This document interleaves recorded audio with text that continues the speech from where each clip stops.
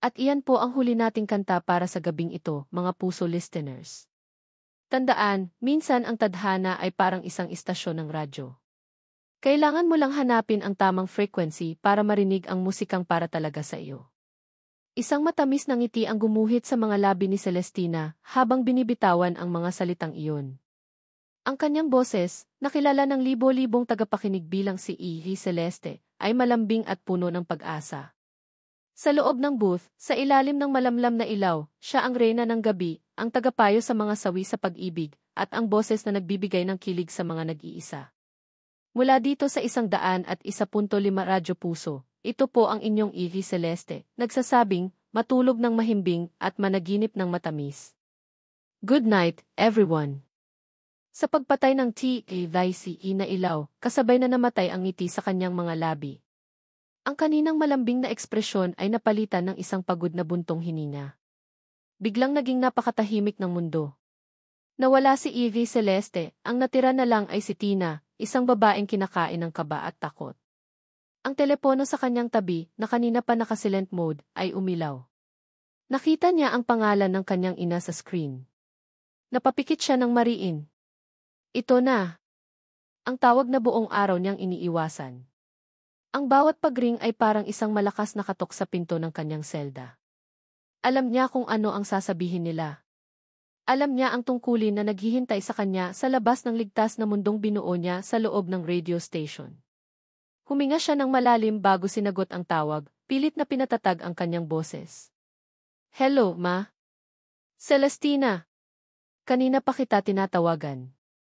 Katatapos mo lang ba sa programa mo? Ang boses ni Doña Elvira Madrigal ay hindi galit, ngunit mayroon itong bigat na kayang magpabagsak ng kahit anong pader ng pagrerebelde. Opo, mapasensya na po, medyo naging busy lang kanina, pagsisinungaling niya. Huwag mo nang isipin iyon, anak. Tumawag lang ako para ipaalala sa iyo ang usapan natin.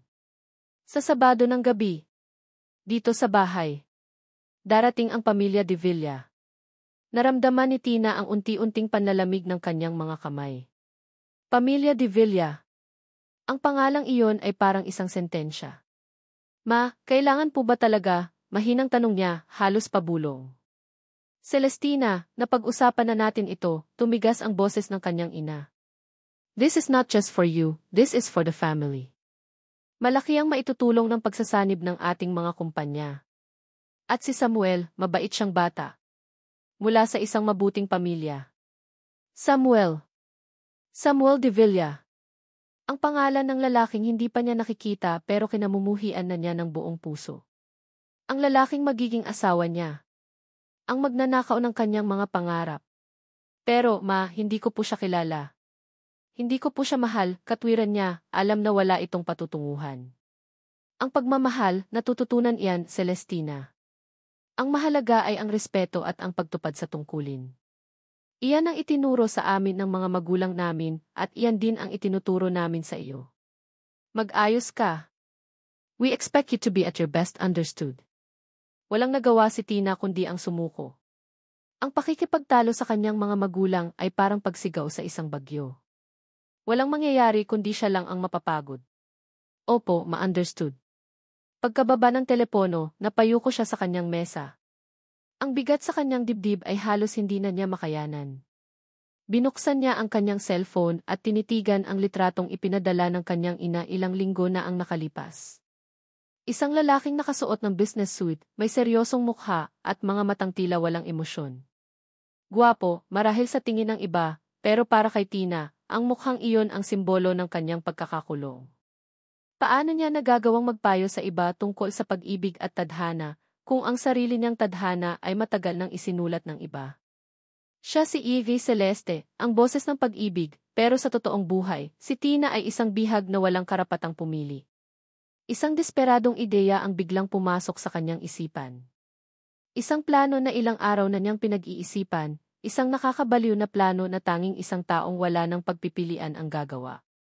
Paano kung hindi ako makarating sa Sabado? Ang pag-iisip na iyon ay nagbigay sa kanya ng isang kakatuwang lakas ng loob. Mabilis niyang iniligpit ang kanyang mga gamit at nagmamadaling umuwi sa mansyon ng mga Madrigal. Ang malaking bahay na iyon, na para sa iba ay isang palasyo, ay isa lamang malaking hawla para sa kanya. Pagpasok niya, tahimik na ang lahat. Alam niyang tulog na ang kanyang mga magulang. Tanging ang ilang kasambahay na lang ang gising. Dahan-dahan siyang umakyat sa ingranding hagdanan na gawa sa Nara. Bawat hakbang ay nagpapabigat sa kanyang puso. Ito ang hagdanan na saksi sa kanyang malungkot na pagkabata, ang hagdanan na magiging entablado ng kanyang desperadong pagtakas. Huminto siya sa kalagitnaan ng hagdan. Tumingin siya sa ibaba. Hindi naman ganoon kataas. Isang maling tapak. Isang aksidente. Isang dahilan para hindi niya masipot ang sumpa ng Sabado. Ito na ang kanyang huling hiling, isang huling desperadong paraan para mabawi ang kanyang buhay. Napapikit siya ng mariin. Patawarin niyo ako. Sa isang iglap, binitawan niya ang hawakan ng hagdan. Ipinikit niya ang kanyang mga mata at hinayaan ang kanyang katawan na mawala ng balanse.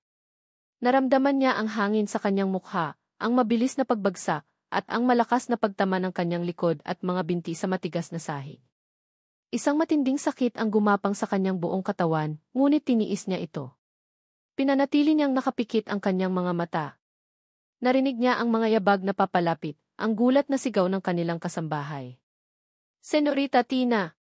Diyos ko! Dumilat siya ng bahagya, sapat lang para makita ang nag-aalalang mukha ni Manang Lydia. Pilit siyang nagsalita, tinitiyak na may bahid ng takot at sakit sa kanyang boses. Manang ang mga paa ko. Hindi ko maramdaman ang mga paa ko di. Ang sigaw ni Manang Lydia para humingi ng tulong ang huling narinig niya bago niya tuluyang ipinikit ang kanyang mga mata. Habang dinadala ng kadiliman ang kanyang kamalayan, isang maliit na ngiti ang sumilay sa kanyang isipan. Ang plano niya ay nagsimula na. Sa sakit at kaguluhan, naramdaman niya sa unang pagkakataon sa loob ng mahabang panahon ang isang pahiwatig ng kalayaan. Ang unang nagparehistro sa kamalayan ni Tina ay ang amoy. Amoy ng antiseptiko, ng malinis na linen, at isang bagay na malamig at artipisyal. Ang amoy ng isang ospital. Dahan-dahan niyang iminulat ang kanyang mga mata. Isang puting kisame ang sumalubong sa kanya, at sa gilid ng kanyang paningin ay isang drip na may mabagal na pagpatak. Naramdaman niya ang totoong sakit sa kanyang likod at balakang, isang paalala ng kanyang pagbagsak. Ngunit ang sakit na iyon ay hindi ang mahalaga ngayon. Ang mahalaga ay ang pag-arte. Sinubukan niyang igalaw ang kanyang mga daliri sa paa. Nagawa niya.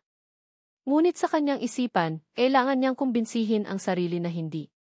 Kailangan niyang maniwala sa sarili niyang kasinungalingan para maging kapanipaniwala ito sa iba. Tulong T. Mahinang tawag niya, sinisiguradong may panginginig sa kanyang boses. Tulong po, T. Ilang sandali pa, isang nurse na may maamong mukha ang pumasok sa silid. Gising ka na pala, Miss Madrigal. Kamusta ang pakiramdam mo? Ang mga paa ko, sabi ni Tina, sinimulan na ang pag-atake ng peking pagkasindak. Ipinikit niya ang kanyang mga mata at sinubukang igalaw ang kanyang mga binti, ngunit nanatili itong diretsyo. Hindi ko maramdaman ang mga binti ko. Bakit hindi ko sila maramdaman? Agad na lumapit ang nurse, tiningnan ang chart sa paanan ng kama. Kalma lang po, ma'am. Normal lang po na makaramdam ng pamamanhid dahil sa natanggap ninyong gamot. Tatawagin ko lang po ang doktor. Iniwan siyang mag-isa at ginamit ni Tina ang pagkakataong iyon para mas lalong damhin ang kanyang papel. Hinawakan niya ang kanyang mga hita, kinurot ng bahagya. Naramdaman niya iyon, syempre, pero ang ekspresyon sa kanyang mukha ay puno ng kawalan ng pag-asa. Bumukas ang pinto. Pumasok ang isang batang doktor, mukhang pagod ngunit propesyonal. Good morning, Miss Madrigal. I'm E. Jimenez, the junior resident on duty. Nabalitaan ko pong hindi niyo maramdaman ang inyong mga binti. Tumango si Tina at isang butil ng luha ang pumatak mula sa kanyang mata. Totoong luha ito, ngunit hindi dahil sa peking paralysis. Luha ito ng takot na baka hindi gumana ang kanyang plano. Opo, Doc. Sinubukan kong igalaw, pero parang hindi na sila parte ng katawan ko. Maingat siyang sinuri ni E. Jimenez, ginamitan ng maliit na martilyo ang kanyang mga tuhod at sinundot ng matulis na bagay ang kanyang talampakan. Sa bawat pagsubok, sinigurado ni Tina na wala siyang ipinapakitang reaksyon. Nanatili siyang parang isang manika. Napakunot ang noo ng doktor. Kakaiba. Ang resulta ng inisyal na X-ray mo ay walang pinapakitang bali o anumang seryosong pinsala sa iyong spine. We'll need to run more tests. Tatawagin ko ang aming senior resident.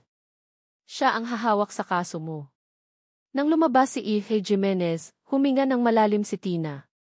Unang yugto, tagumpay. Ngayon, ang mas mahirap na bahagi, ang kumbinsihin ang senior doctor. Ang taong may mas maraming karanasan, ang taong mas mahirap lokohin. Ilang minuto ang lumipas nang bumukas muli ang pinto.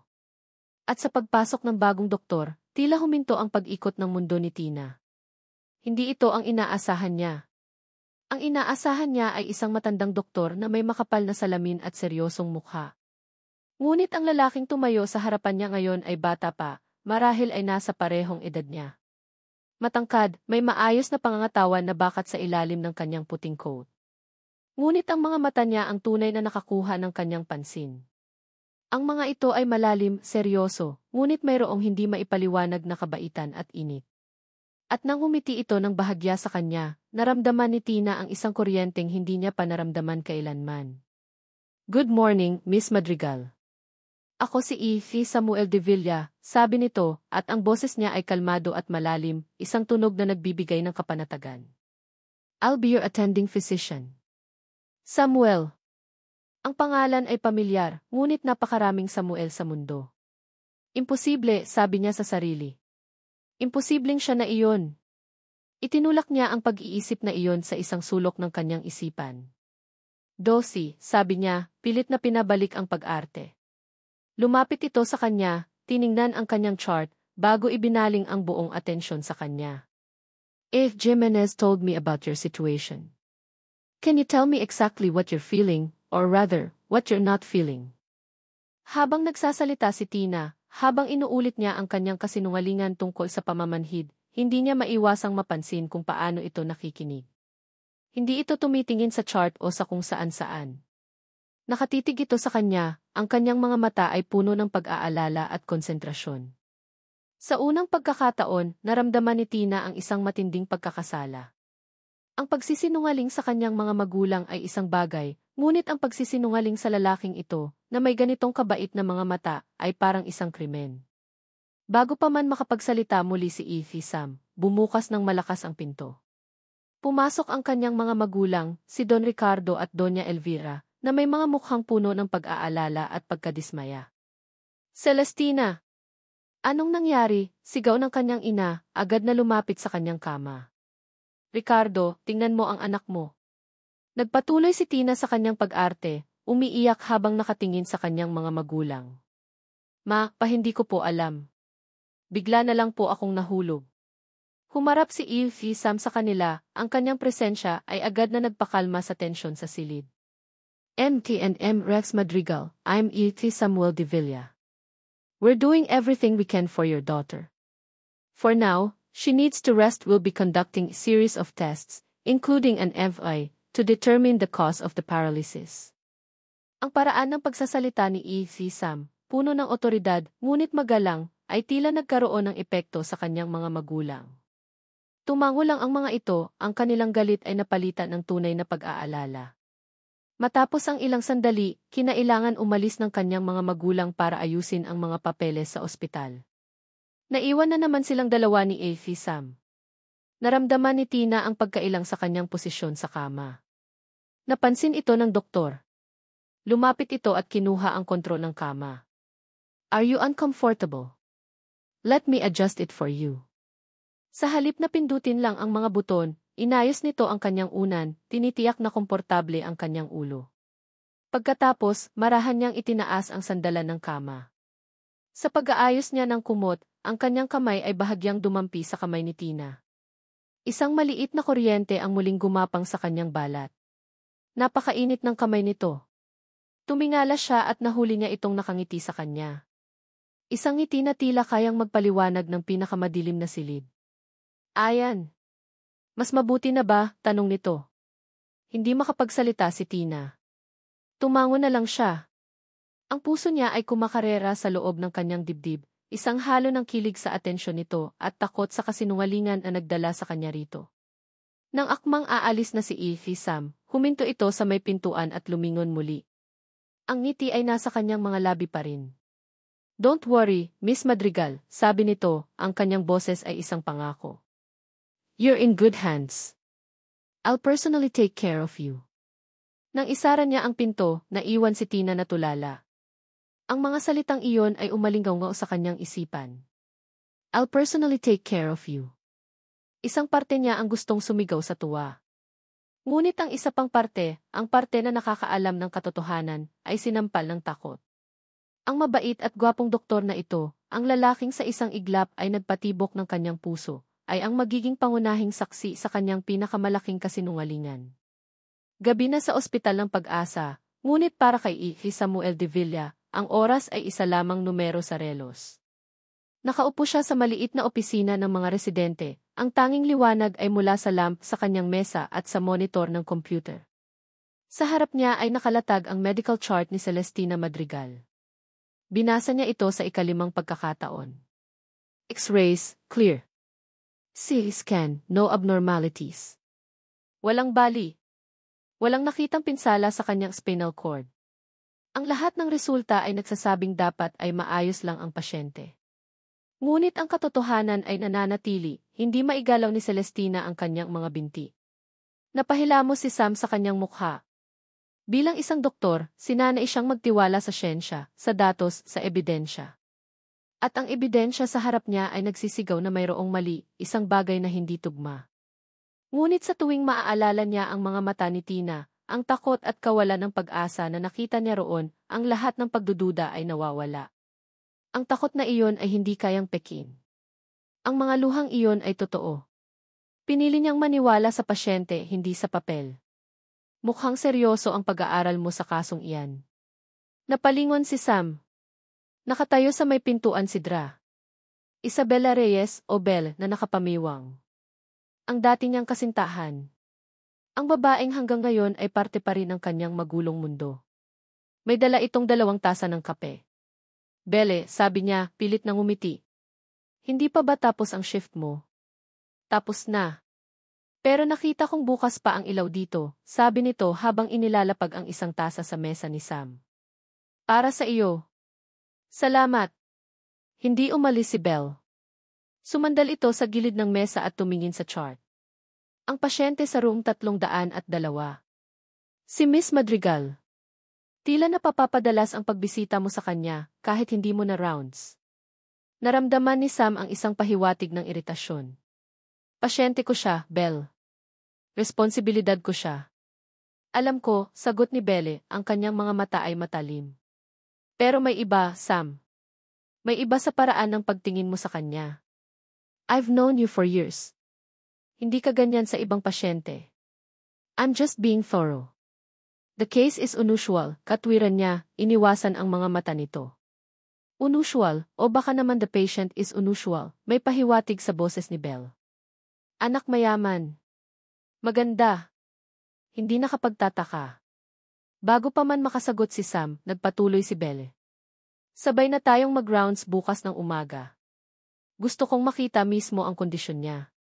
Kinabukasan, gaya ng napag-usapan, magkasama silang pumasok sa kwarto ni Tina.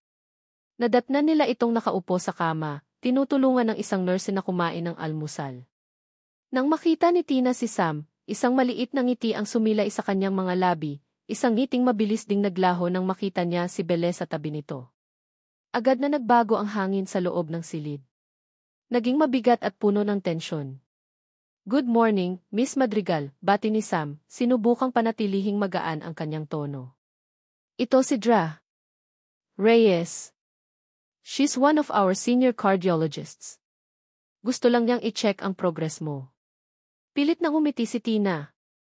Good morning, Doc. Dra. Reyes. Tumango lang si Belle, ang kanyang mga mata ay nagsusuri, mula ulo hanggang paa. Kinuha niya ang chart mula sa kamay ng nurse. So, still no sensation, tanong niya, ang boses ay walang anumang bahid ng simpatya. Wala pa rin po, Dosi, sagot ni Tina, ang boses ay bahagyang nanginginig. Napansin ni Sam na napahigpit ang hawak ni Tina sa kumot. Alaynan. Iyon lang ang sinabi ni Belle habang binabasa ang chart. Pagkatapos ay lumapit ito sa kama, ang kanyang mga mata ay nakatutok sa mga paa ni Tina na nakatakip ng kumot. Interesting case. Walang anumang physical evidence, pero may total paralysis. It's almost unbelievable. Ramdam ni Sam ang patutsada sa mga salita ni Belle. Gusto niyang sawayin ito, ngunit pinigilan niya ang kanyang sarili. Profesionalismo. Kailangan niyang manatiling profesional. Habang nagpapanggap na binabasa muli ang chart, aksidenteng kinabitawan ni Belle ang ballpen na hawak niya. Gumulong ito sa sahig at huminto malapit sa paanan ng kama ni Tina, 1 pulgada lang ang layo mula sa kanyang talampakan. Natahimik ang lahat. Ang nurse, si Sam, at lalo na si Tina. Ang pagbagsak ng ballpen ay parang kasing lakas ng isang pagsabog sa katahimikan ng silid. Naghihintay ang lahat. Si Belle, na may pilyang ngiti sa gilid ng labi, ay nakatingin sa sahig. Si Tina ay nanigas, ang kanyang mukha ay namutla, ang kanyang paghinga ay tila huminto. Nakita ni Sam ang pawis na namuo sa noo ni Tina. Nakita niya ang matinding pagpipigil sa mga mata nito. Sa sandaling iyon, ang maliit na pagdududa sa isip ni Sam ay napalitan ng galit kay Belle sa ginagawa nitong pagsubok. Hindi gumalaw si Tina. Kahit isang kislot ng daliri sa paa, wala. Pagkatapos ng ilang segundo na parang 1 oras, yumuko si Belle at pinulot ang ballpen. Oops! Pasensya na, sabi nito, ang boses ay puno ng peking paghingi ng paumanhin. Tumayo ito ng tuwid at ibinalik ang chart sa nurse. Well, everything seems to be in order. I-update niyo na lang ako, GC. De Villa. At sa isang kindat kay Sam, lumabas na ito ng silid, iniwan ang isang mabigat na katahimikan. Nang makaalis si Belle, nakita ni Sam ang pagbagsak ng mga balikat ni Tina. Isang malalim na hininga ang pinakawalan nito na kanina pa niya tila pinipigilan. Nakita niya ang pagod at stress sa mukha nito. Ang puso niya ay nakaramdam ng awa at isang hindi maipaliwanag na pagnanais na protektahan ito. Pasensya ka na kay Dra. Reyes, mahinang sabi ni Sam. Masyado lang siyang seryoso sa trabaho. Umiling lang si Tina, hindi makatingin sa kanya. Okay lang, Dossie. Pero alam ni Sam na hindi ito okay. Ang 4 na sulok ng silid na ito ay nagiging isang kulungan para sa kanya. Kailangan nitong makalanghap ng sariwang hangin. Gusto mong mamasyal, bigla ang tanong niya. Nag-angat ng tingin si Tina, nagulat. Mamasyal? Paano? Mayroon tayong magandang hardin sa ospital. At mayroon din tayong wheelchair, sabi niya na may kasamang ngiti. Ako ang bahala. Ilang sandali pa, maingat nang itinutulak ni Sam ang wheelchair ni Tina palabas ng gusali, patungo sa hardin ng ospital ng Pag-asa. Ang sikat ng araw ay mainit sa kanilang balat, at ang simoy ng hangin ay nagdala ng amoy ng mga bulaklak at bagong dilag na damo. Agad na nagbago ang aura ni Tina. Tila nabawasan ang bigat sa kanyang mga balikat. Huminto sila sa ilalim ng isang malaking puno ng akasya.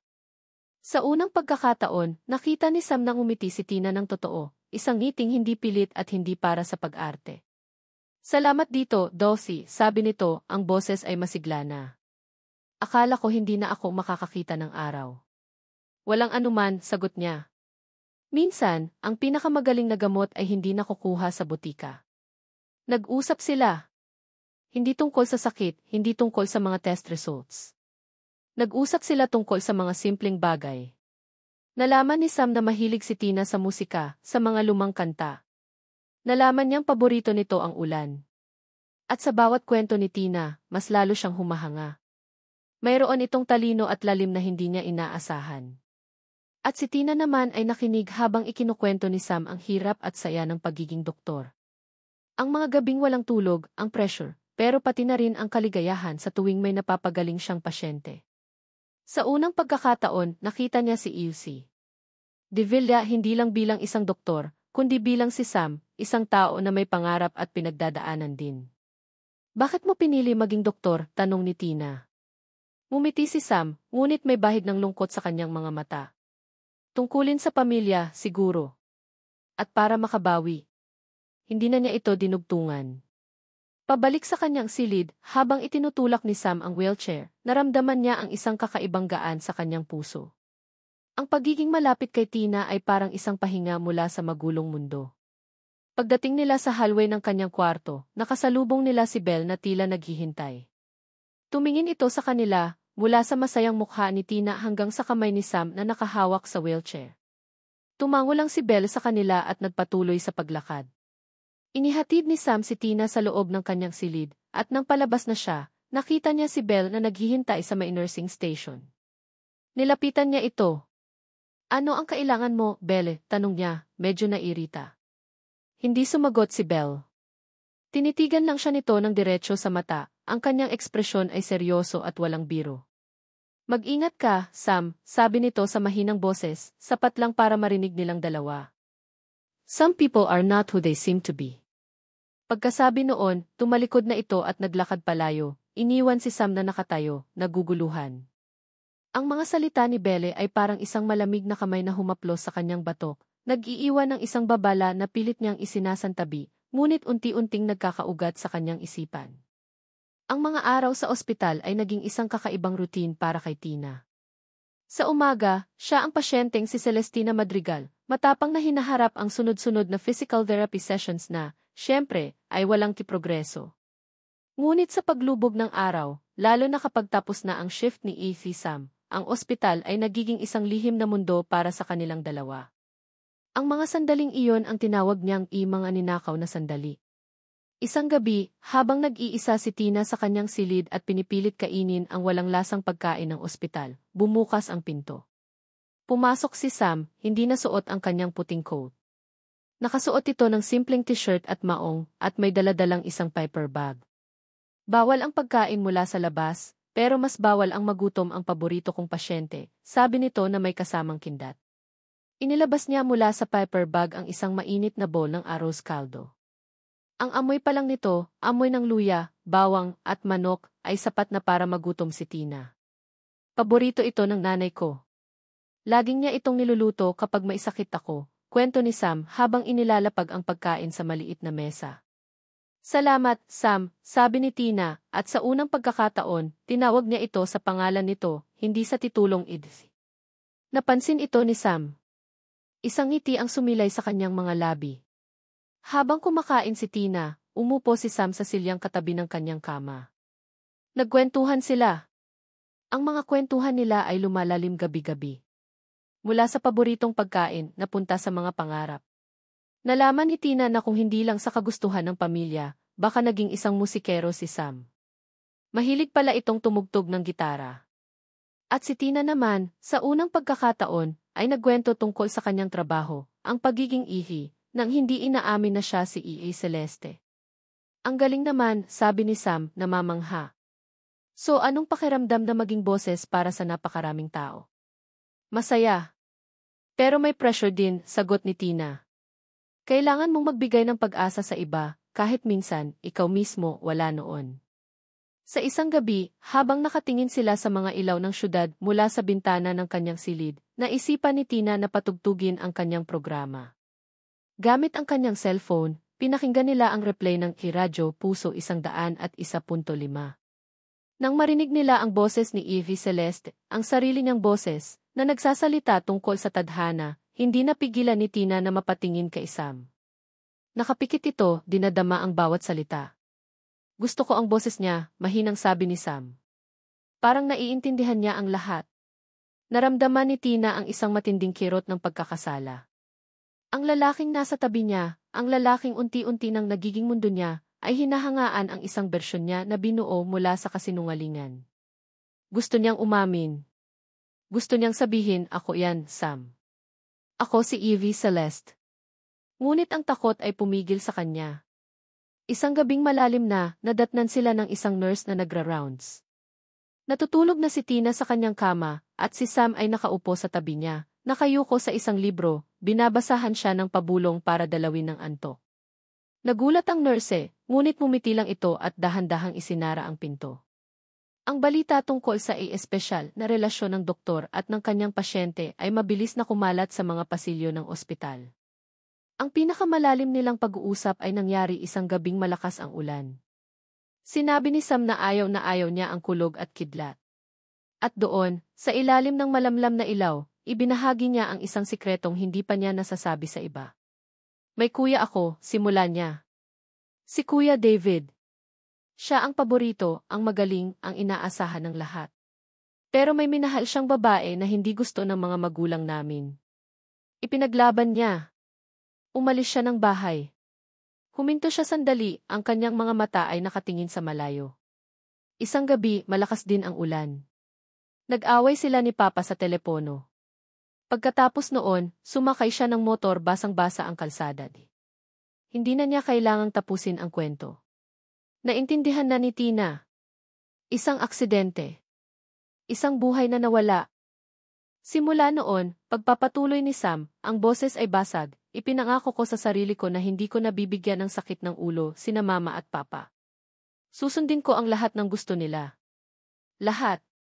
Tumingin siya kay Tina, at sa kanyang mga mata ay nakita niya ang bigat ng isang pangakong matagal na niyang pinapasan.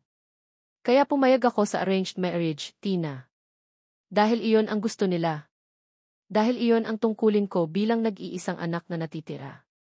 Sa sandaling iyon, lahat ng galit ni Tina sa kanyang kifiant ay naglaho. Napalitan ito ng isang matinding awa at pag-unawa. Ang lalaking kinamumuhian niya sa simula ay biktima rin pala, isang bihag ng tungkulin, katulad niya. Hindi napigilan ni Tina ang kanyang sarili.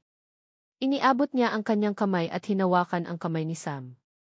Malamig ito. Mahigpit ang hawak niya, na parabang sinasabing, naiintindihan kita. Tumingin si Sam sa kanilang magkahawak na kamay, pagkatapos ay sa mga mata ni Tina. Ang hangin sa pagitan nila ay napuno ng mga salitang hindi masabi.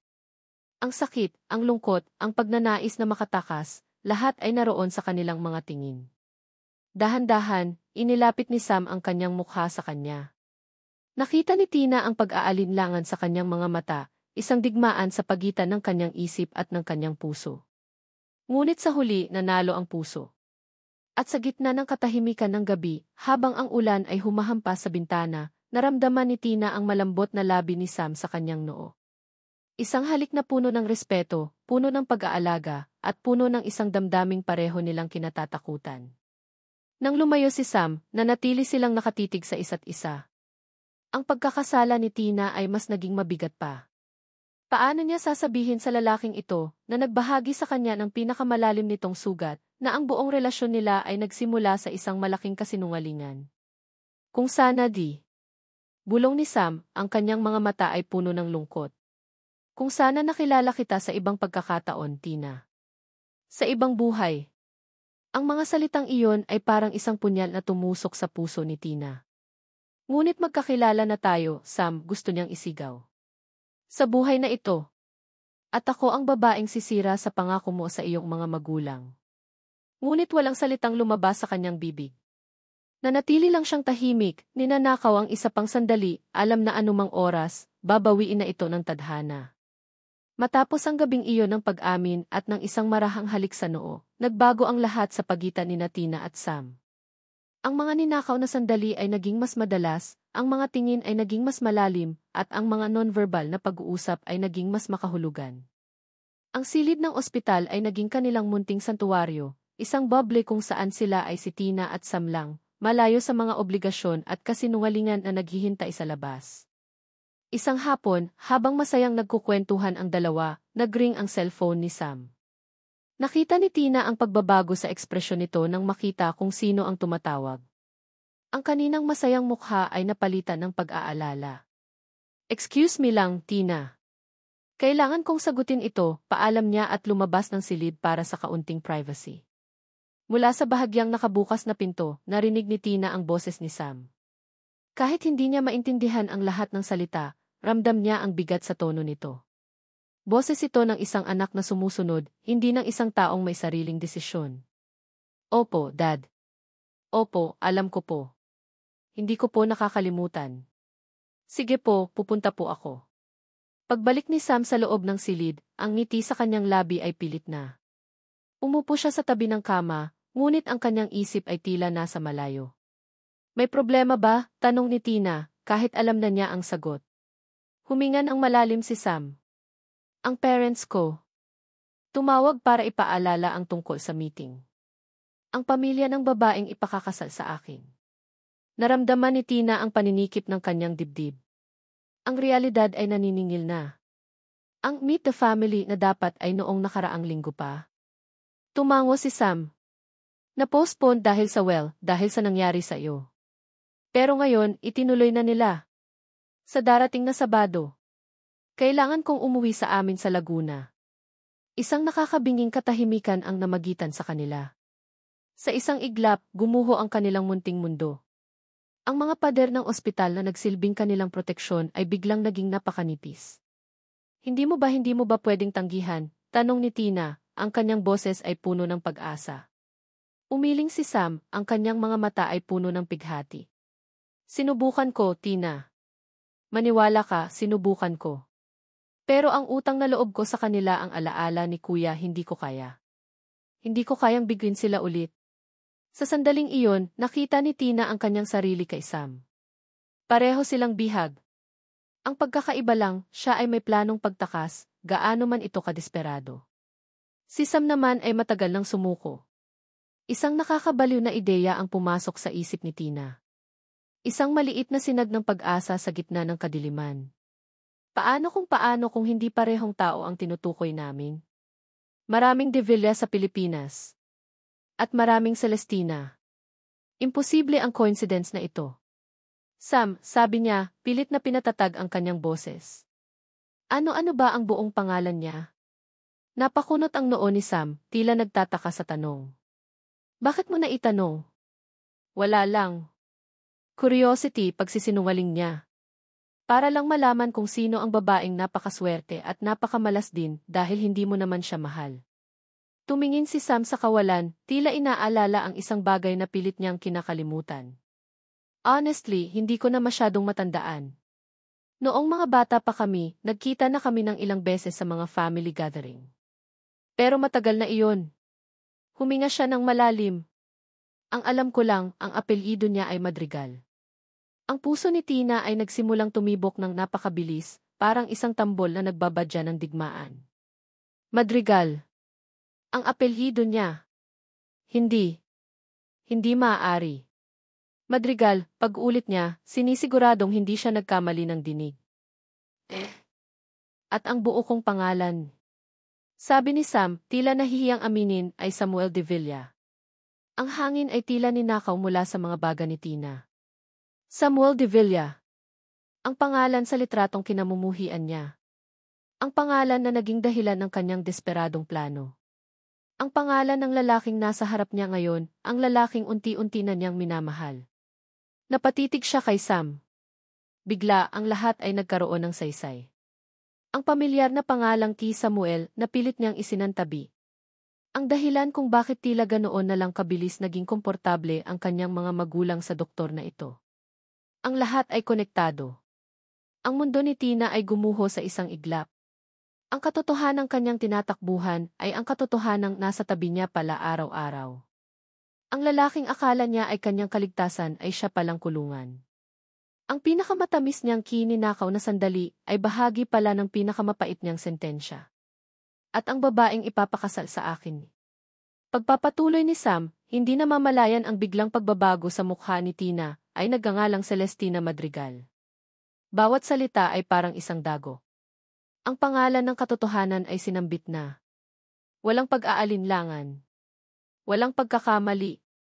Ang Sam na kaharap niya, ang mabait at maalalahaning doktor, ay ang Samuel De Villa na itinakda para sa kanya. Ang lalaking minamahal niya ay ang lalaking dapat niyang pakasalan. Ang pinakamalaking kabalintunaan ng tadhana ay naganap sa loob ng isang silid sa ospital ng Pag-asa. Hindi niya alam kung ano ang kanyang mararamdaman. Matutuwa ba siya? Maiinis? Matatakot? Ang lahat ng emosyon ay nagsama-sama, lumilikha ng isang perpektong bagyo sa loob ng kanyang puso. Ang tanging reaksyon na nagawa niya ay ang tumitig kay Sam, ang kanyang mga mata ay nanlalaki sa gulat at sindak. Nakita ni Sam ang kanyang reaksyon at napakunot ang noo nito sa pagkalito. Tina! Okay ka lang? Bigla kang namutla. Hindi makasagot si Tina. Ang kanyang dila ay parang naparalisa, katulad ng kanyang mga binti. Ang kasinungalingan na binuo niya para takasan si Samuel De Villa ay ang parehong kasinungalingan na naglapit sa kanila. At ngayon, paano niya sasabihin ang totoo? Paano niya sasabihing ako yon, Sam? Ako si Celestina.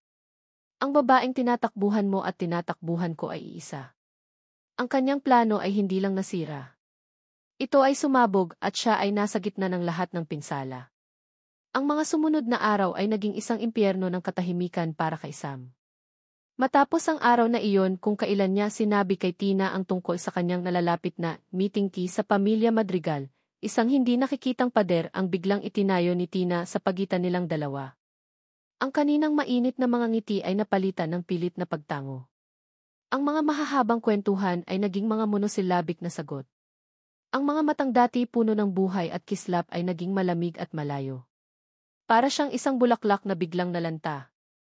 Kinabukasan, matapos ang pag-uusap na iyon, pumasok si Sam sa silid ni Tina dala ang paborito nitong almusal mula sa isang kalapit na cave, isang bagay na palihim niyang ginagawa para mapasaya ito. Good morning, bati niya, sinubukang maging masigla. Tingnan mo ang dala ko. Mainit-init pa. Tumingin lang si Tina sa pagkain pagkatapos ay sa kanya. Walang emosyon. Salamat, Dossie. Pero hindi ako gutom. Pakilagay na lang dyan. Doc. Ibinalik na naman niya ang formal na tawag. Naramdaman ni Sam ang isang maliit na kirot sa kanyang dibdib. Tila isang hakbang paatras sa lahat ng kanilang pinagsamahan. Tina, may problema ba? Tanong niya, hindi na napigilan ang sarili. May nagawa ba akong mali? O may nasabi ba akong hindi maganda? Umiling si Tina, ang tingin ay nasa puting kumot. Wala, Doth. Pagod lang siguro ako. Hindi naniwala si Sam. Ang pagod ay iba sa lamig na ipinapakita nito. Sinubukan niyang mag-umpisa ng kwento tungkol sa isang nakakatawang pangyayari sa emergency room, ngunit ang tanging isinagot nito ay ganoon ba, nang hindi man lang tumitingin sa kanya. Tila siya nagsasalita sa isang pader. Bago siya umalis, hindi na niya natiis. Lumapit siya sa kama nito at hinawakan ang kamay nito. Malamig iyon. Tina, please. Kausapin mo ako. Ano ang nangyayari? Akala ko ba mayroon tayong tea? Hindi niya matapos ang sasabihin. Ano nga ba ang mayroon sila? Isang ugnayan na walang pangalan, binuo sa loob ng isang silid ng ospital, na pareho nilang alam na walang patutunguhan. Sa wakas, tumingin ito sa kanya. Ang mga mata nito ay puno ng isang emosyon na hindi niya mabasa, isang halo ng lungkot, takot at pagkakasala. Wala, Dossie, mariing sabi nito at marahang binawi ang kanyang kamay. Ang simpleng kilos na iyon ay parang isang sampal sa mukha ni Sam. Bumalik na lang po kayo sa trabaho ninyo. Marami pa po kayong pasyenteng kailangang asikasuhin. Naiwan si Sam na nakatayo, talunan.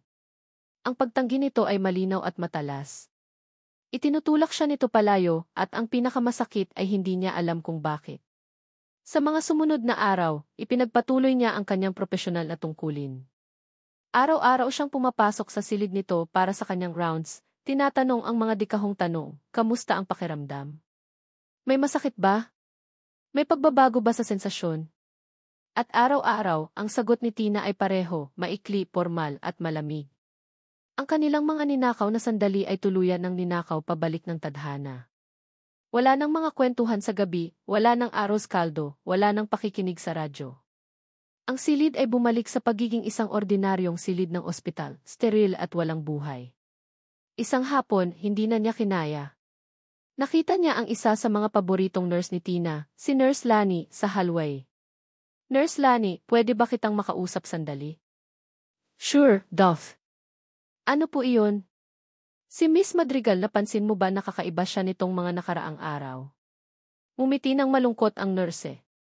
Naku, Dossie, napansin po ng lahat. Dati, kahit papaano, nakikipagbiruan pa iyan. Ngayon, palaging tahimik. Nakatingin lang sa bintana. Parang may napakabigat na dinadala. May nasabi ba siya kung bakit? Tanong ni Sam, umaasa. Umiling ang nurse.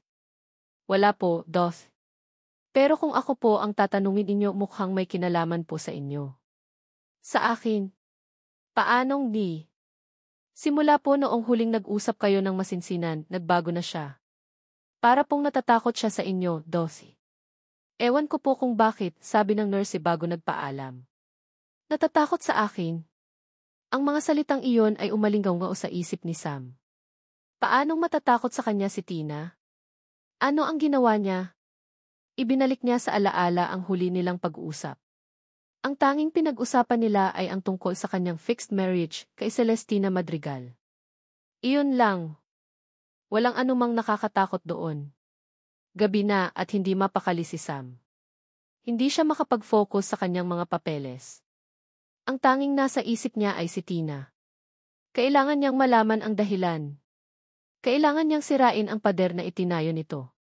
Dinala siya ng kanyang mga paa pabalik sa silid ni Tina. Sarado ang pinto at patay ang pangunahing ilaw. Akala niya ay tulog na ito. Ngunit nang sumilik siya sa maliit na salamin sa pinto, nakita niya ito. Nakaupo si Tina sa kanyang wheelchair, nakaharap sa bintana, nakatingin sa kadiliman sa labas. Ang ilaw lang mula sa buwan ang nagsisilbing liwanag sa silid. At sa liwanag na iyon, kitang-kita ni Sam ang mga luha na tahimik na dumadaloy sa kanyang mga pisngi. Hindi ito humihikbi.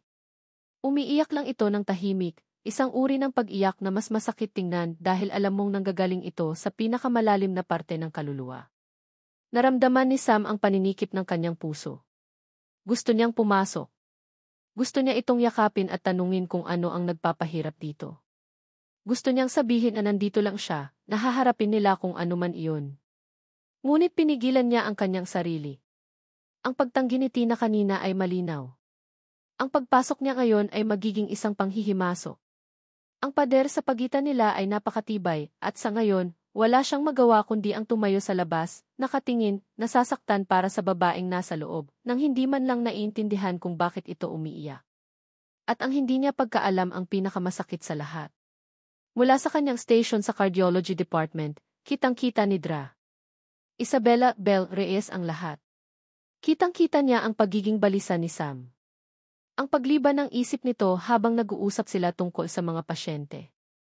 Ang madalas nitong pagsilip sa hallway na patungo sa private wing. At alam na alam niya ang dahilan, ang babae sa room 302. Si Celestina Madrigal. Para kay Belle, ang sakit na nararamdaman ni Sam ay isang uri ng hustisya. Buti nga sa iyo, sabi ng isang bahagi ng kanyang isipan. Iyan ang napapala mo sa pag-iwan sa akin para sa isang babaeng hindi mo pa nga kilala. Ngunit ang isa pang bahagi niya, ang bahaging nagmamahal pa rin kay Sam sa kabila ng lahat, ay nasasaktan para sa kanya. Ang kanilang relasyon ay hindi natapos dahil sa pag-aaway o sa pagkawala ng pagmamahal. Ito ay natapos dahil sa isang salita, tungkulin. Noong sinabi ni Sam sa kanya ang tungkol sa arranged marriage, gumuho ang mundo ni Belle. Pero naintindihan niya. Naintindihan niya ang bigat na pinapasa ni Sam mula nang mamatay ang kapatid nito. Ngunit ang pag-intindi ay hindi nangangahulugang pagsang-ayon. At ngayon, ang lalaking isinuko ang kanilang pagmamahalan para sa tungkulin ay mukhang handang isuko ang tungkulin para sa isang pasyenteng may misteryosong karamdaman. Isang bagay ang hindi tama. At determinado si Belle na alamin kung ano iyon. Ang kanyang hinala kay Tina ay hindi lang basta hinala ng isang babaeng nagsiselos. Bilang isang doktor, mayroon siyang propesyonal na pagdududa. Ang mga medical results ni Tina ay napakalinis. Masyadong malinis para sa isang kaso ng biglaang paralisis. At ang insidente sa ballpen? Ang kawalan ng reaksyon ni Tina ay hindi natural. Ito ay masyadong kontrolado. Parang isang taong nagpipigil. Isang gabi, habang nag-ikot siya sa ospital para sa kanyang final rounds, napansin niyang abala ang lahat sa emergency room dahil sa isang multiple car pile-up sa highway. Ito na ang kanyang pagkakataon. Ang atensyon ng lahat ay nasa ibang lugar. Sinadya niyang dumaan sa tapat ng room 302. Gaya ng inaasahan, ang ilaw sa loob ay patay na. Ang nurse na nakaduty sa station ay abala sa pakikipag-usap sa telepono. Walang nakatingin. Lumapit siya sa nurse na nakaduty. Nurse Jess, kailangan ko lang i-check ang vitals ni Miss Madrigal. May napansin lang akong irregularity sa huling phase niya, pagsisinungaling niya, gamit ang kanyang otoridad bilang senior doctor. Sige po, Dra. Belle, sagot ng nurse, hindi na nagtanong pa. Dahan-dahan at tahimik na pumasok si Belle sa madilim na silid. Narinig niya ang mahimbing na paghinga ni Tina. Nakatulog na ito. Sa liwanag na nagmumula sa halway, nakita niya ang anyo nito sa kama. Payapa. Inosente. Ngunit para kay Belle, ito ay isang maskara. Ang kanyang target ay hindi ang pasyente. Ang target niya ay ang mga gamit nito. Sa gilid ng silid ay may isang mamahaling leather na duffel bag, ang bag na dala-dala ni Tina noong dumating ito sa ospital. Sa bawat hakbang papalapit sa bag, ang puso ni Belle ay kumakabog. Hindi ito dahil sa takot na mahuli. Ito ay dahil sa kaba ng posibleng matuklasan. Paano kung mali siya? Paano kung totoong may sakit si Tina? Magmumukha siyang isang desperada at selosang ex-girlfriend. Pero paano kung tama ako? Iyon ang nagbigay sa kanya ng lakas. Maingat niyang binuksan ang zipper ng bag, sinisiguradong hindi ito lilikha ng anumang ingay. Ang kanyang mga daliri ay nagsimulang maghalungkat sa loob. Mga damit. Isang mamahaling toiletry kit. Isang libro. Walang kakaiba. Nagsimula na siyang mainis. Akmang isasara na niya ang bag nang makapa ng kanyang mga daliri ang isang bagay sa pinakailalim. Isang bagay na matigas at may kakaibang hugis. Hinila niya ito palabas. Sa ilalim ng sinag ng ilaw mula sa halway, tila nagliwanag ang bagay na iyon. Isang peres ng halos bagong-bagong running shoes. Kulay pink. Ang swelas nito ay malinis pa, na para bang isang beses pa lang nagamit, kung nagamit man. Napangisi si Belle. Ito na.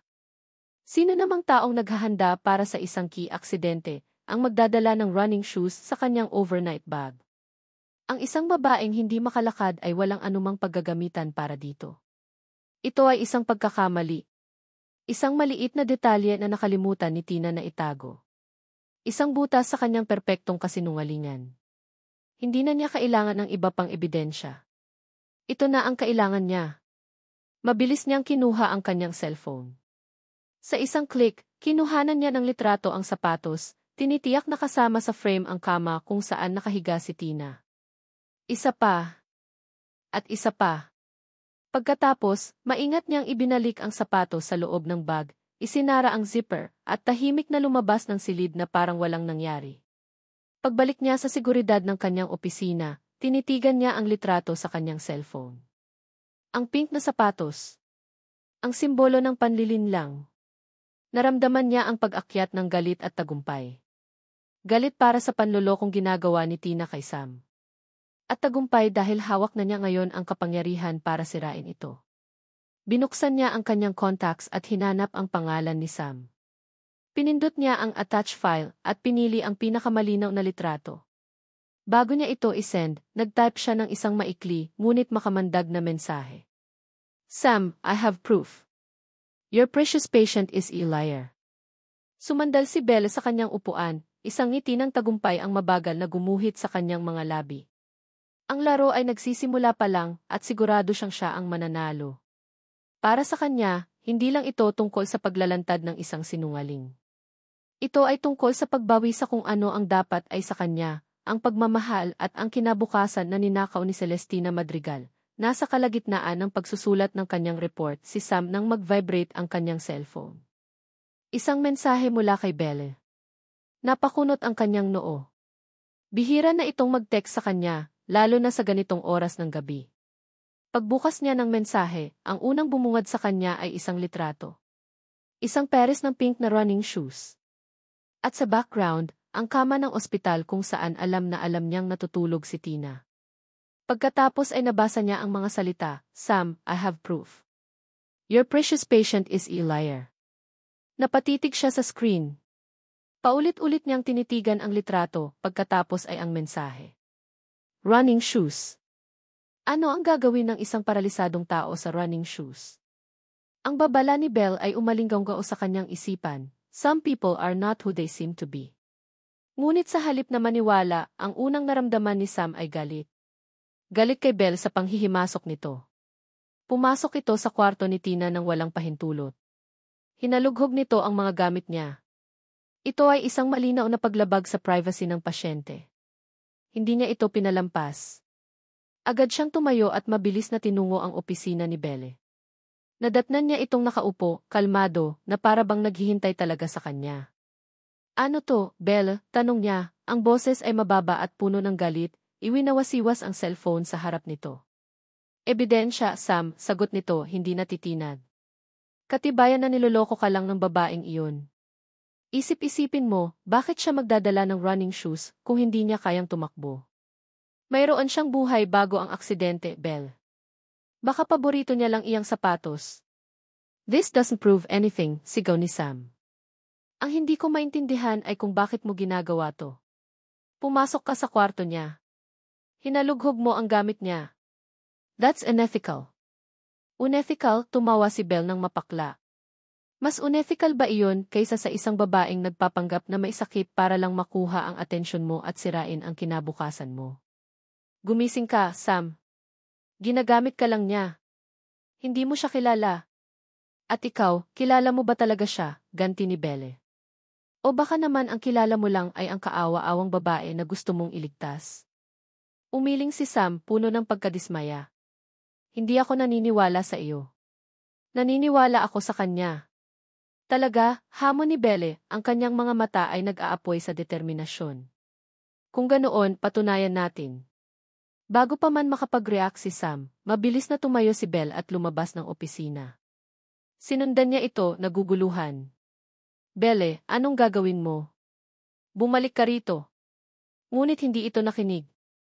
Naglakad ito ng mabilis patungo sa hallway malapit sa private wing. Huminto ito sa tapat ng isang pulang kahon sa pader. Ang fire alarm. Belle, don't you dare, sigaw ni Sam, na pagtanto ang kanyang binabalak. Manood ka lang, Sam, sabi nito na may malademonyong ngiti. Tingnan natin kung ang isang paralisadong tao ay mananatili lang sa kanyang kama kapag ang buong paligid niya ay nasusunog. At sa isang mabilis na kilos, binasag niya ang salamin at hinila ang lever. Wee! Isang nakabibinging tunog ang biglang pumuno sa buong palapag. Ang mga pulang ilaw ay nagsimulang mag-flash. Ang mga tao ay nagsimulang magsigawan at magtakbuhan palabas ng kanilang mga silid. Gulo! Sindak! Sa loob ng room 302, nagising si Tina sa malakas na tunog. Napabalikwas siya ng bangon, ang puso niya ay kumakabog sa takot. Sunog! Iyon ang unang pumasok sa kanyang isipan. Ang kanyang unang instinct, ang instinct ng isang taong kayang gumalaw, ay ang tumakbo. Sa isang iglap, nakalimutan niya ang lahat. Nakalimutan niya ang kanyang papel. Nakalimutan niya ang kanyang kasinungalingan. Ang tanging nasa isip niya ay ang mabuhay. Itinapon niya ang kumot at, sa isang mabilis na kilos, ibinaba niya ang kanyang mga paa sa sahig. Tumayo siya mula sa wheelchair na nakaparada sa tabi ng kanyang kama. Walang anumang pag-aalinlangan. Walang anumang sakit. Tumayo siya ng perpekto. Tumakbo siya palabas ng kanyang silid, sumasabay sa agos ng mga taong nagkakagulo. Sunog! Saan ang sunog? Sigaw niya. Samantala, si Sam ay tumatakbo rin sa hallway, pero ang hinahanap niya ay si Tina. Kailangan niyang tiyakin na ligtas ito. Kailangan niyang ilabas ito mula sa silid nito. Tina, sigaw niya. Sa dulo ng hallway, sa gitna ng kumikislap na pulang ilaw at ng usok na nagmumula sa isang smoke machine na inilagay ng maintenance para sa fire drill, nakita niya ito. Nakita niya si Tina. Nakatayo. Nakatayo sa sarili niyang mga paa. Huminto ang mundo ni Sam. Ang ingay ng alarma, ang sigawan ng mga tao, ang kaguluhan, lahat ay naglaho. Ang tanging nakikita niya ay si Tina, na nakatayo, ang mukha ay puno ng pagkasindak, hindi dahil sa sunog, kundi dahil nakita niya si Sam. Nagkatitigan sila. Ang distansya sa pagitan nila ay mga 20 talampakan lang, ngunit parang 1,000 milya. Ang mga mata ni Tina ay nanlalaki sa purong takot ng isang taong nahuli sa akto. At ang mga mata ni Sam, hindi ito mga mata ng isang taong nag-aalala para sa kaligtasan ng minamahal. Hindi ito mga mata ng isang taong masaya dahil milagrong gumaling ang kanyang pasyente. Ang mga mata niya ay puno ng isang bagay na mas masahol pa sa galit. Puno ito ng pagkagulat. Puno ng sakit. At higit sa lahat, puno ito ng isang malalim at hindi masukat na pakiramdam ng pagtataksil. Ang babaeng pinaniwalaan niya. Ang babaeng ipinagtanggol niya. Ang babaeng unti-unti na niyang minamahal. Ay isang sinungaling. Sa sandaling iyon, sa gitna ng pekeng sunog, ang lahat ng kasinungalingan ay nasunog at naging abo. At ang natira na lang ay ang pangit at masakit na katotohanan. Ang tunog ng fire alarm ay humina at tuluyang nawala. Napalitan ito ng boses mula sa AI system ng ospital. Attention all personnel and patients. The fire alarm was a drill. We repeat, it was a drill. Please return to your rooms calmly. Thank you. Ngunit para kay Sam, ang mundo ay nanatiling nakabibinggi sa katahimikan. Ang kaguluhan sa paligid niya ay hindi umabot sa kanyang kamalayan. Ang kanyang buong atensyon, ang kanyang buong mundo, ay nakatuon sa babaeng nakatayo sa dulo ng hallway. Si Tina. Nakatayo. Nagsimulang maglakad ang mga tao pabalik sa kani-kanilang silid, nagbubulungan tungkol sa abala. Ngunit sina Sam at Tina ay nanatiling hindi gumagalaw, dalawang estatwa sa gitna ng nagliligpit na eksena. Nakita ni Sam si Belle sa gilid, ang mukha nito ay may ekspresyon ng tagumpay at awa. Awa para sa kanya. Dahan-dahang naglakad si Sam palapit kay Tina. Bawat hakbang ay parang isang milya ang bigat. Hindi niya alam kung ano ang sasabihin. Hindi niya alam kung ano ang dapat maramdaman. Ang isip niya ay isang blankong papel na sinunog. Nang nasa harapan na niya si Tina, nakita niya ang purong takot sa mga mata nito. Ang mga luha ay nagsimula ng mamuo. Sam, di basag ang boses nito. Sam, magpapaliwanag ako. Hindi siya sumagot. Marahan niyang hinawakan ang braso nito, hindi sa paraan ng pag-aalaga, kundi sa paraan ng isang gwardyang umaakay sa isang bilanggo. Dinala niya ito pabalik sa loob ng room 302, ang silid na naging saksi sa lahat ng kanilang ninakaw na sandali, ang silid na ngayon ay magiging saksi sa kanilang pagguho. Isinara niya ang pinto. Ang katahimikan sa loob ay mas mabigat, mas nakakabingi kaysa sa ingay ng alarma kanina. Binitawan niya ang braso nito. Si Tina ay nanatiling nakatayo sa gitna ng silid, ang kanyang mga kamay ay nanginginig sa kanyang tagiliran. Si Sam ay huminga ng malalim, pinipilit na pakalmahin ang bagyo sa loob niya. Naglakad siya palibot sa silid, ang kanyang mga mata ay tinitingnan ang lahat, ang kama, ang wheelchair, ang bintana kung saan sila sabay na tumingin sa mga bituin. Ang lahat ng alaala ay isa na ngayong malaking kasinungalingan. Huminto siya at humarap dito. Ang kanyang boses ay malamig at walang emosyon, isang bagay na hindi pa naririnig ni Tina mula sa kanya. Bakit? Iyon lang. Isang salita. Ngunit sa isang salitang iyon ay nakapaloob ang 1,000 tanong. Bakit mo ito ginawa? Bakit sa akin? Bakit mo ako niloko? Nagsimulang bumuhos ang mga luha ni Tina. Sam, patawarin mo ako. Patawarin mo ako. Ang tinatanong ko ay bakit, Tina? Hindi patawad, mariing sabi ni Sam. Ang sakit sa kanyang puso ay nagsisimula ng maging galit. Sagutin mo ako. Huminga ng malalim si Tina, pinipilit na buuin ang mga salita sa gitna ng kanyang mga hikbi. Dahil takot ako. Takot saan? Sa arranged marriage, sabi niya. Mayroon akong arranged marriage sa isang lalaking hindi ko kilala. Ayaw ko. Gusto kong tumakas. Ito lang ang naisip kong paraan para hindi matuloy ang pagkikita namin. Natawa si Sam, isang tawang walang saya. Isang tawang puno ng pait. Arranged marriage. Ganoon din ako, Tina. Ganoon din ako. Pero hindi ako nanloko ng tao. Hinarap ko. Tinanggap ko. Hindi mo naiintindihan, Samdi. Ang hindi ko maintindihan ay kung paano mo nagawa ito, tumaas ang boses ni Sam. Pinaniwala mo ako. Pinaniwala mo ang lahat. Nag-alala ako para sa iyo. Gabi-gabi, hindi ako makatulog kaisip kung ano ang mali sa iyo, kung paano kita matutulungan. At lahat ng iyon ay isang malaking palabas lang pala? Hindi, sigaw ni Tina. Hindi lahat. Ang nararamdaman ko para sa iyo, Sam, totoo iyon. Totoo, muling tumawa si Sam. Paano ako maniniwala sa kahit anong sasabihin mo ngayon? Ang pundasyon ng lahat ng ito, Tina, ay isang kasinungalingan. Paano magiging totoo ang isang bagay na itinayo sa ibabaw ng panloloko? Lumapit si Tina, sinubukang abutin ang kanyang kamay, ngunit umatras si Sam na parabang ito ay apoy na makakasunog sa kanya. Sam, please. Noong nalaman ko na ikaw pala si Samuel de Villad. Huminto si Sam. Ang galit sa kanyang mukha ay napalitan ng pagkalito. Ano? Doon na tuluyang gumuho si Tina.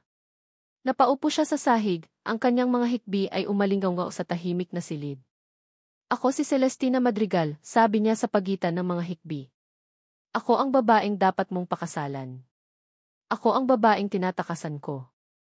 Ako yun, Sam. Napatulala si Sam. Ang kanyang isip ay pilit na pinoproseso ang huling revelasyon. Ang babaeng nasa harap niya at ang babaeng itinakda sa kanya ay iisa. Ang buong sitwasyon, na akala niya ay komplikado na, ay naging 1,000 beses na mas magulo. Ang kabalintunaan ay napakasakit. Pero ang revelasyong iyon ay hindi nagpabago sa katotohanan. Niloko pa rin siya nito. Tinitigan niya ang babaeng umiiyak sa sahig. Ang Tina na minahal niya. Ang Celestina na tinakasan niya. Hindi na niya makita ang pagkakaiba. Ang nakikita na lang niya ay ang taong sumira sa kanyang tiwala. Dahan-dahan siyang tumalikod. Sam, saan ka pupunta? Tanong ni Tina, ang boses ay puno ng desperasyon. Please, wag mo akong iwan. Kailangan ko nang umalis, sabi niya, hindi lumilingon. Ang bawat salita ay parang lason sa kanyang dila. Tapos na ang pag-arte, di ba? Magaling ka na. Pwede ka nang umuwi. Binuksan niya ang pinto at lumabas, hindi na muling lumingon pa. Iniwan niya si Tina na nakaluhod sa sahig, gumuho, sa gitna ng mga piraso ng kanilang nasirang mundo. Ang katahimikan na naiwan sa silid ay mas masakit kaysa sa lahat ng sigaw at akusasyon. Kinabukasan, walang anumang salita, walang anumang paalam, inasikaso ni Tina ang kanyang discharge papers.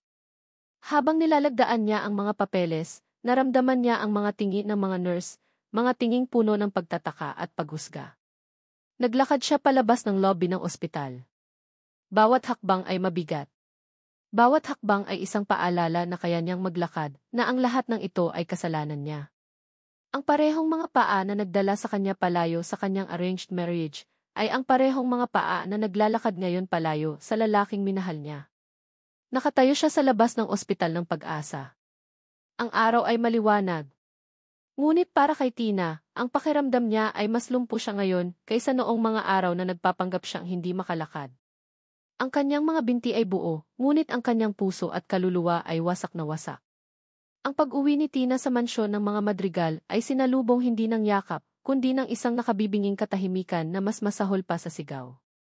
Ang kanyang mga magulang, si Don Ricardo at Doña Elvira, ay naghihintay sa kanya sa sala. Ang kanilang mga mukha ay parang mga maskarang gawa sa malamig na bato. Ang balita ay mas mabilis kumalat kaysa sa apoy.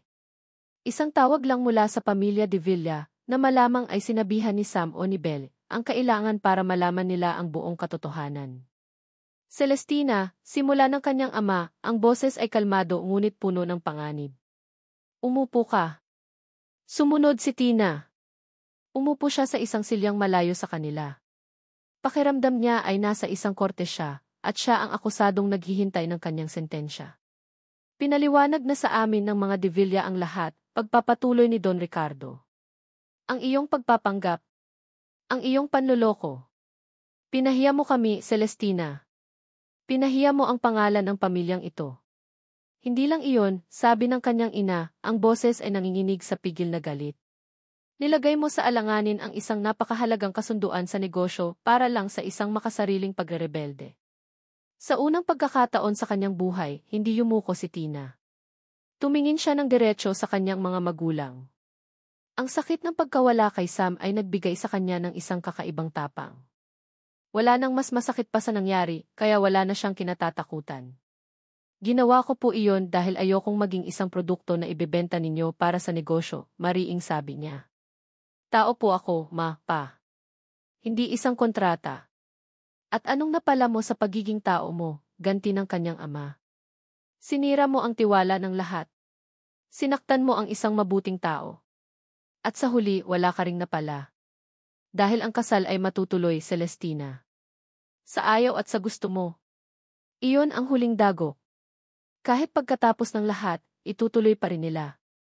Ang kanyang desperadong plano ay walang silbi. Lahat ng sakit, lahat ng kasinungalingan ay para sa wala. Kung ganoon, sabi ni Tina, tumatayo, ang boses ay walang emosyon, wala na po tayong dapat pag-usapan. Tinalikuran niya sila at naglakad paakyat sa kanyang silid.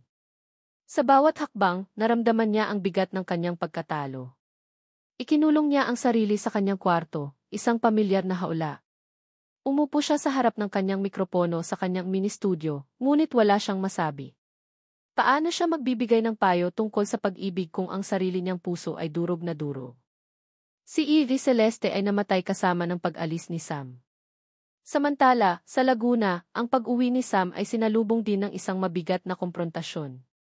Ngunit iba ang sa kanya. Ang kanyang ama, si Don Hilario de Villa, ay hindi galit. Ito ay malungkot. Sam, anak, sabi nito habang nakaupo sila sa veranda, nakatingin sa malawak na hardin. Alam ko na ang nangyari. Hindi sumagot si Sam. Tumingin lang siya sa malayo, ang kanyang isip ay blanko. Hindi ko masisisi ang dalaga, pagpapatuloy ng kanyang ama, na ikinagulat ni Sam. Sino ba namang babae ang gustong ipakasal sa isang taong hindi niya kilala? Ang sa akin lang, sana ay kinausap niya tayo ng maayos. Niloko niya ako, pa, mahinang sabi ni Sam. Ginawa niya akong tanga. Alam ko, anak. At masakit iyon. Karapatan mong masaktan, sabi ni Don Hilario. Pero may isang bagay na hindi mo alam.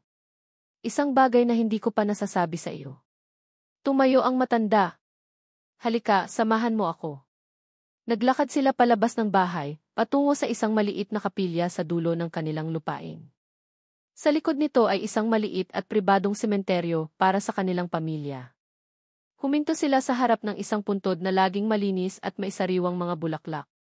Ang puntod ng kanyang ina. Alam mo ba kung paano kami unang nagkakilala ni Ricardo Madrigal, ang ama ni Celestina? Tanong ni Don Hilario. Umiling si Sam. Magkaibigan kami mula pagkabata. Magkapatid ang turingan namin. Sabay kaming nangangarap, sabay kaming nabibigo. Nang magkasakit ang mama mo noong mga huling araw niya, narito siya. Si Ricardo.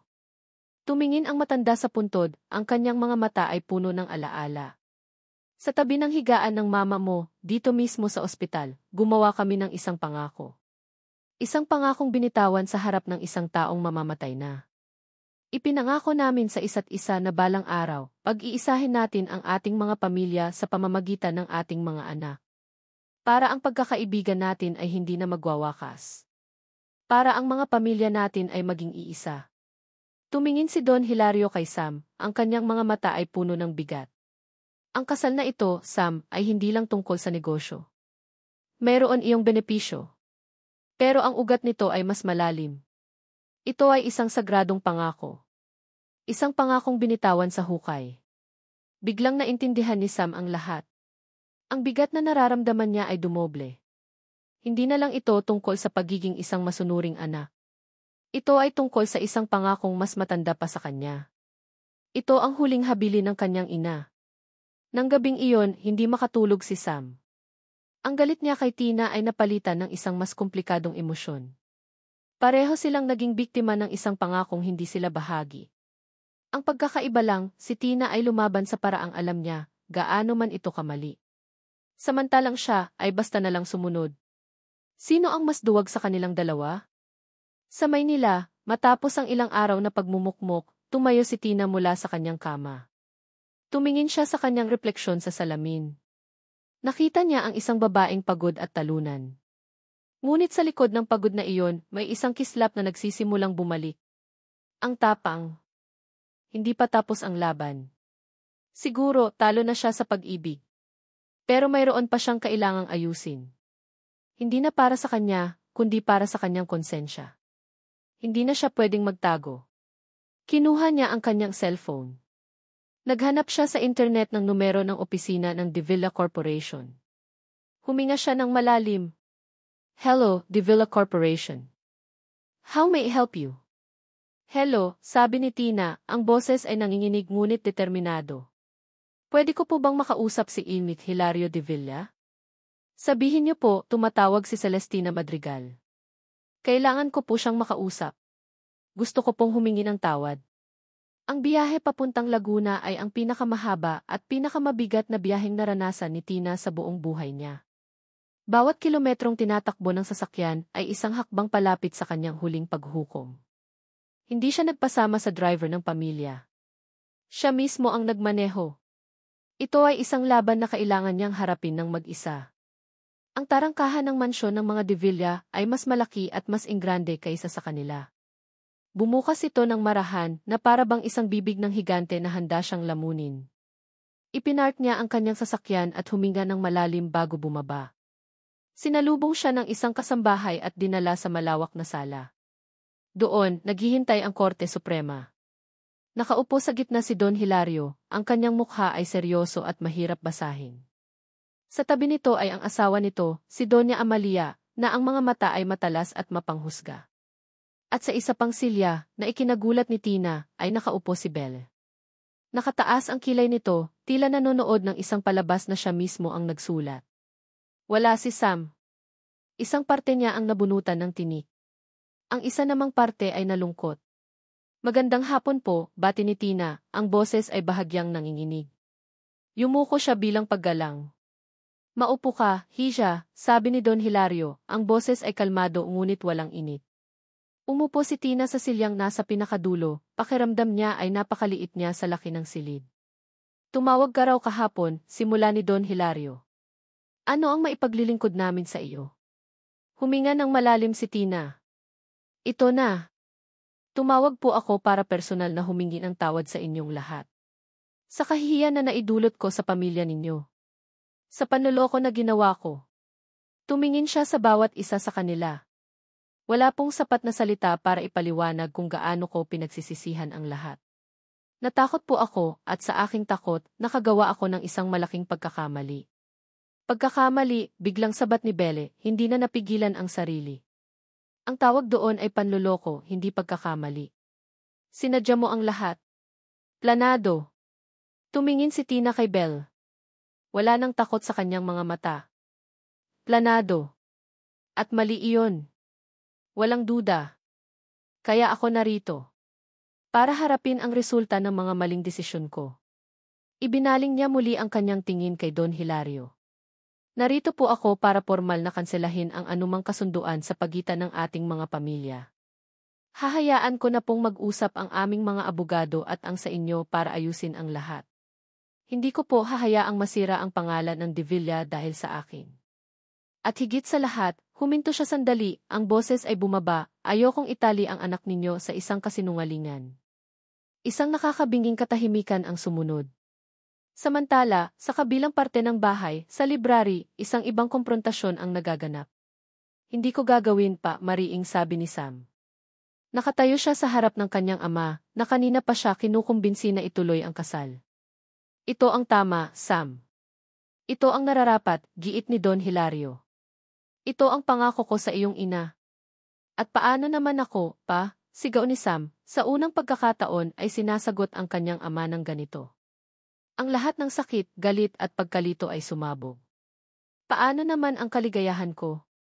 Habang buhay na lang ba akong magiging anino ni Kuya David? Habang buhay na lang ba akong magbabayad para sa isang bagay na hindi ko naman kasalanan? Hindi iyan totoo, Sam D. Totoo iyon, pa. Simula nang mamatay si Kuya, ako na ang sumalo ng lahat ng pangarap ninyo para sa kanya. Ang kursong medisina. Ang pagpapatakbo ng ospital. Ang kasal na ito. Kailan niyo ako tinanong kung ano ang gusto ko? Kailan? Natigilan si Don Hilario. Ang mga salita ni Sam ay parang mga sampal na gumising sa kanya. Mahal ko siya, pa, pag-amin ni Sam, ang kanyang boses ay basag na. Sa kabila ng lahat ng panloloko niya, sa kabila ng lahat ng sakit, mahal ko siya. At mas gugustuhin ko pang masaktan sa katotohanan kasama siya, kaysa mabuhay sa isang kasunduang puno ng obligasyon. Pero sinaktan ka niya, Sam. At nasaktan din siya.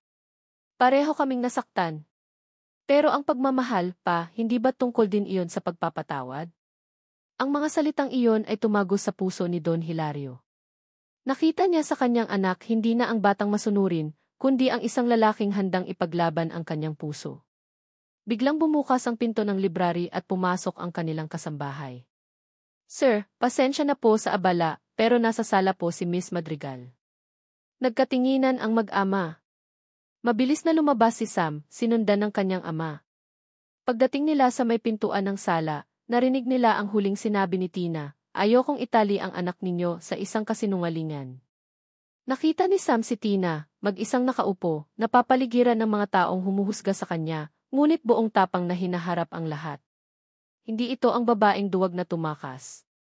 Ito ang babaeng bumalik para ayusin ang kanyang pagkakamali, kahit na ang kapalit nito ay ang sarili niyang kahihiyan. Sa sandaling iyon, lahat ng natitirang galit sa puso ni Sam ay naglaho. Napalitan nito ng isang matinding paghanga at isang pag-ibig na mas naging malinaw pa kaysa dati. Naglakad siya papasok sa sala. Lahat ng mata ay napunta sa kanya. Nakita siya ni Tina at ang tapang sa mukha nito ay napalitan ng pagkagulat. Lumapit si Sam. Ngunit hindi sa kanyang mga magulang. Lumapit siya kay Tina. Tumayo siya sa tabi nito at, sa harap ng lahat, hinawakan niya ang kamay nito. Napatingin si Tina sa kanilang magkahawak na kamay, pagkatapos ay sa mukha ni Sam. Nakita niya sa mga mata nito, hindi ang galit o paghusga, kundi ang pag-unawa, pagtanggap at pagmamahal. "Dad," sabi niya, ang kanyang tingin ay hindi natitinag. "Ito ang babaeng mahal ko." Narinig niya ang pigil na paghinga ng kanyang ina. Nakita niya ang pagkagulat sa mukha ni Belle. Ngunit hindi niya inalis ang kanyang tingin sa kanyang ama. "Ito ang babaeng mahal ko," pag-ulit niya, mas malakas, mas may diin. Kasama man ang kasinungalingan niya o wala. Siya ang pinipili ko. Ibinaling niya ang kanyang tingin kay Tina, na ngayon ay tahimik na lumuluha, ngunit sa pagkakataong ito, hindi na luha ng sakit, kundi luha ng pag-asa.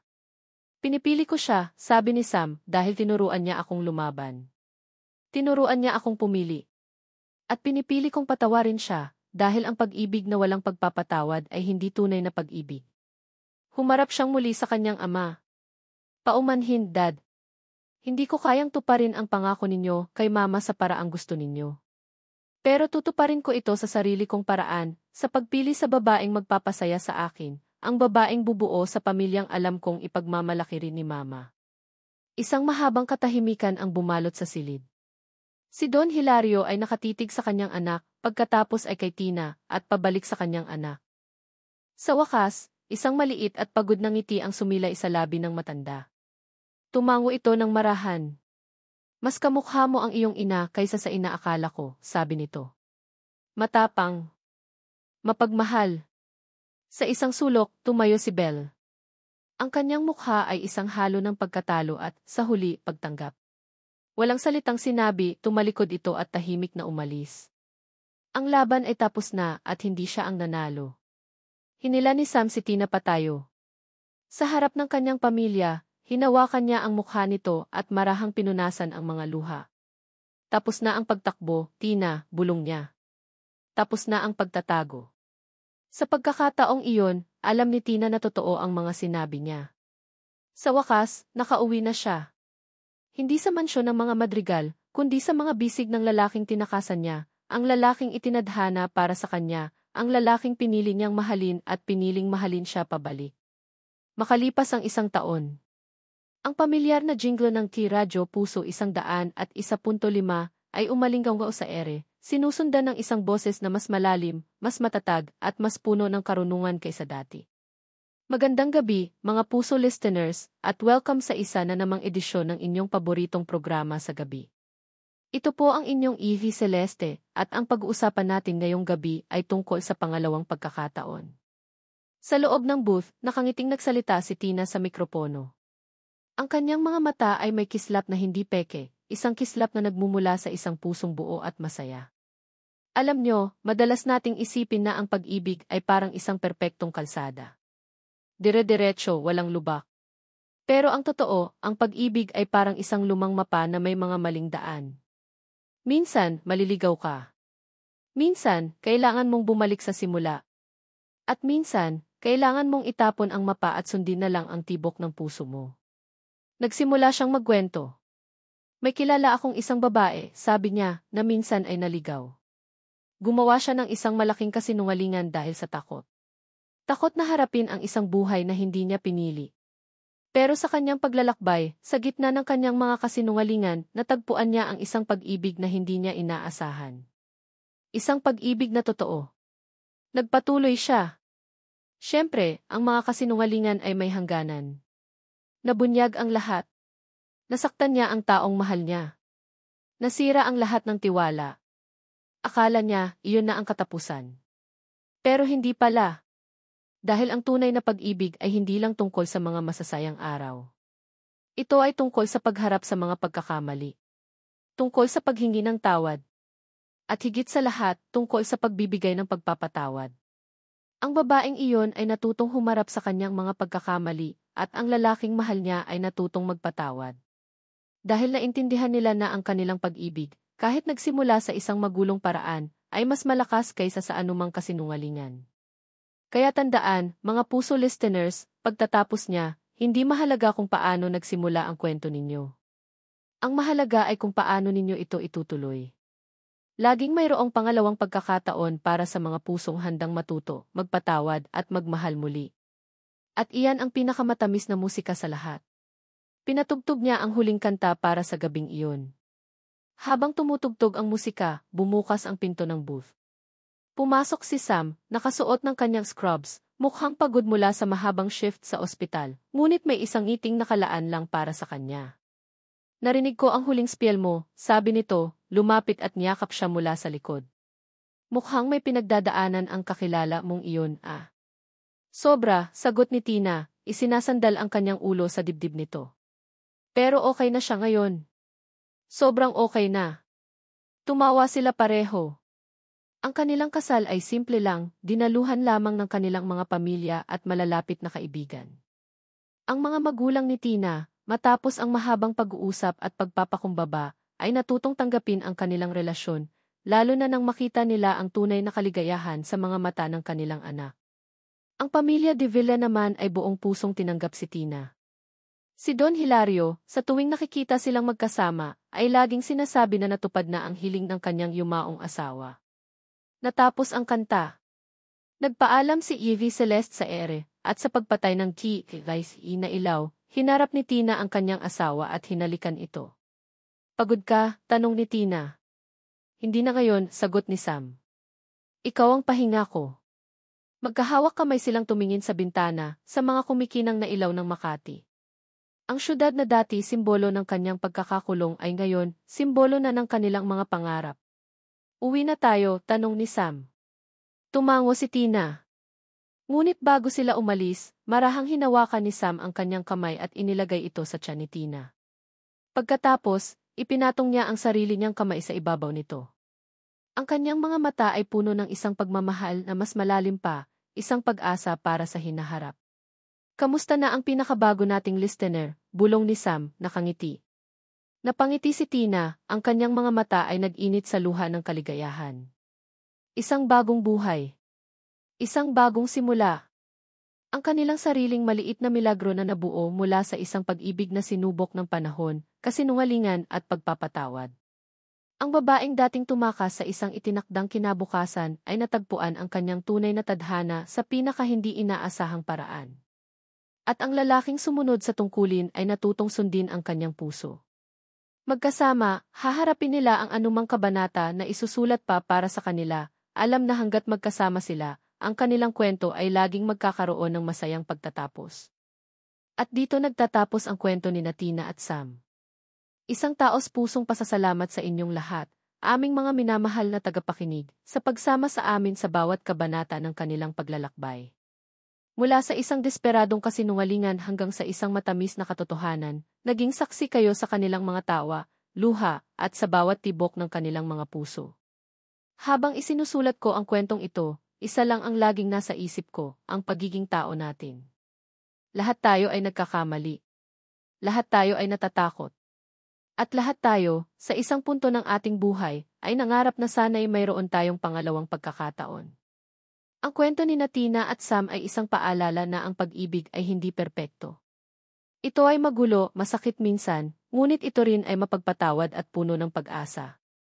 Ito ay tungkol sa paghahanap ng lakas ng loob na aminin ang ating mga pagkakamali at sa paghahanap ng higit pang lakas ng loob para magpatawad. Naway ang kanilang paglalakbay ay nag-iwan sa inyo ng isang aral, na ang pinakamahalagang pundasyon ng anumang relasyon ay hindi ang perpektong simula, kundi ang katapatan at pag-unawang ipinupunla sa bawat araw. Muli, maraming salamat sa inyong walang sawang pagsuporta. Hanggang sa ating susunod na kwento. Ano ang paborito ninyong parte sa kwentong ito? Ibahagi ang inyong mga saloobin sa comment section sa ibaba. Gusto naming marinig ang inyong mga boses.